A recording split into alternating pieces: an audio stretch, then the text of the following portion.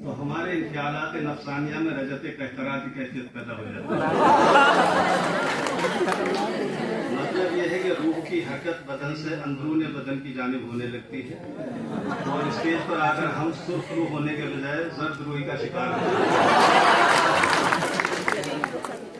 पैरों का इर्तियाश जबान की लफ्जिशों में तब्दील होने लगता है और कई दिनों से जहन के अंदर संजो के रखे हुए अल्फाज और ख्यालात काफूर की मानी दिमाग से और बकौल गालिब हमारा हाल ये हो जाता है कि हैरान हूं दिल को रूह के पीटूं जिगर को मैं। आज के इस प्रोग्राम के ताल्लुक से इसी खौफ और हिरास के साए में कल जब हमारी शाम हुई तो ख्याल हुआ कि स्टेज के पुलसरात से गुजरने के लिए कुछ निकात यकजा कर लिए जाएं। चुनाचे हम कलम और कागज संभाल कर जहन के दरीजों से मसीहुल मुल्क हकीम अजमल खां की हयात और खिदमात की वसी दुनिया में झांकने की कोशिश करने लगे। अभी हम कुछ समझने और लिखने की कोशिश कर ही रहे थे कि क्या देखते हैं कि अचानक सामने से एक निहायत शरीफ और मतीन शख्स, मयाना कद, छरेरा बदन, सुतवा नाक, चेहरे पर खशखशी दाढ़ी, सर पर ऊंची सी रामपुरी कैप, चुस्त शेरवानी और पाजामे में मलबूस, नवाबी शान और निहायत वक़ार और तमकनत के साथ चलते हुए आए और सामने वाली कुर्सी पर बैठकर गज़ब आलूद नज़रों से हमारी तरफ देखने लगे। थोड़ी देर के लिए हम पर सख्ता तारी हो गया, मगर जैसे ही हमारे हवा से खमसा बातिना ठिकाने पर आए तो हमने फौरन ही ज़ानु अदब तह करते हुए पूछा कि अरे मसीहुल मुल्क आप और यहाँ? और फिर बेसाख्ता हमारी ज़बान से निकल गया कि भला तू और घर आए मेरे क्यों कर यकीन कर लूँ, तखय्युल क्यों न हो मेरा तेरी आवाज़ पा क्यों। हकीम साहब ने जब अपनी ही गज़ल का ये शेर हमारे मुंह से सुना तो मुस्कुराहट की एक हल्की सी लकीर उनके चेहरे की तरफ लपकी जरूर है, मगर अगले ही लम्हे वो संजीदा होते हुए गोया हुए, क्या हो रहा है ये? आवाज की गुर्राहट से गुस्से के तासुरात साफ जाहिर थे। मैंने मजीद ताजीमी लहजा इख्तियार करते हुए कहा कि हजरत आप ही की पुरनूर जिंदगी से रोशनी की कुछ किरणें चुनकर तिब्बे यूनानी की तारीख राहों में उजाले का सामान फराहम करने का इस तिब को चिकने चुपड़े अल्फाज की नहीं, अमल बाइखलास की जरूरत है। सही बात।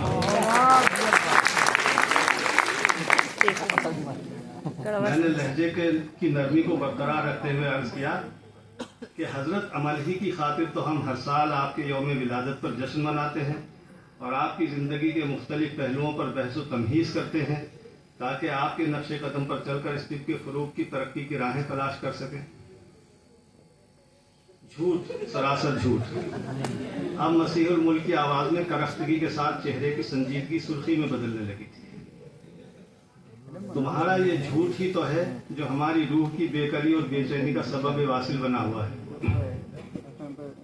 हमारे नाम पर हर साल मनाए जाने वाले इन जश्नों का हासिल तुम्हारी जबान दराजी, कलम खराशी, बैनर और पोस्टर के साथ स्टेजों पर ली हुई तस्वीरों को व्हाट्सएप और फेसबुक पर शेयर करने के अलावा और कुछ है क्या?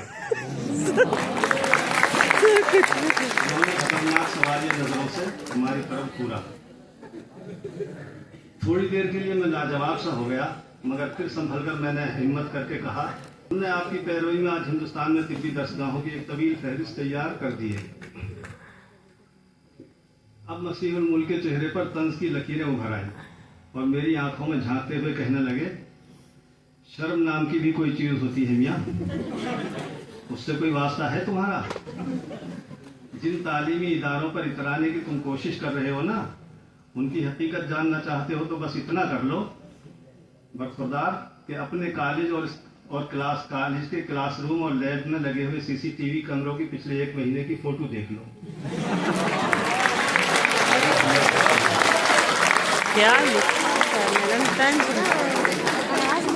तुम्हारी तमाम तर तालीमी और तदरीसी सरगर्मियों का एक लम्हे में भ्रम खुल जाएगा। अपनी बात को जारी रखते हुए वो कहने लगे, जिसे तुम तालीमी इदारा बताने की कोशिश कर रहे हो, ये तालीमी नहीं बल्कि तामीरी इदारा है, महज तामीरी। इसमें बड़े बड़े बजट के सिर्फ तामीरी मंसूबे बनाए जाते हैं। कभी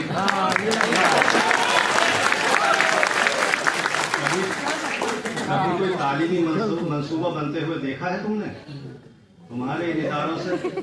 तुम्हारे इन इदारों से निकले हुए ग्रेजुएट्स का हाल मालूम है तुम्हें? तुम भी तो कुलियात के बड़े प्रोफेसर बने फिरते हो ना। जरा अपने कॉलेज के फारिगीन में से किसी से सही तौर पर उमूर तबिया लिखवा के दिखाओ। अब मैं वाकई लाजवाब सा हो गया था, मगर मैंने हिम्मत नहीं हारी और हकीम साहब को कन्विंस करने की एक और कोशिश करते हुए बोला कि देखिए साहब, आपने तिब के तहफ़्फ़ुज़ और बका के लिए हुकूमत वक्त से पंगा लिया और कामयाबी हासिल की। हम भी इस तिब की तरक्की के लिए हुकूमती सतह पर बराबर कोशा रहते हैं। हमने अपने कई योद्धाओं, टीचरों को पढ़ाई लिखाई छोड़कर इसी काम पर लगा रखा है।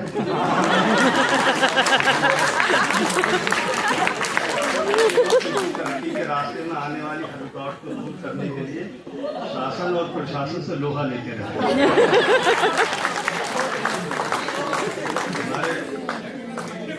हमारे डायरेक्टरेट में कई सारे प्रोफेसर मसरूफ रहते हैं। ये सुनते ही हकीम साहब ने मुझ पर हिकारत आमेज तबस्सुम फरमाया और बोले, अल्फाज का सही इंतखाब करना सीखो बरखुरदार। तुम्हारे योद्धा हुकूमत से जो लेते हैं ना, उसे लोहा नहीं बजट कहते हैं।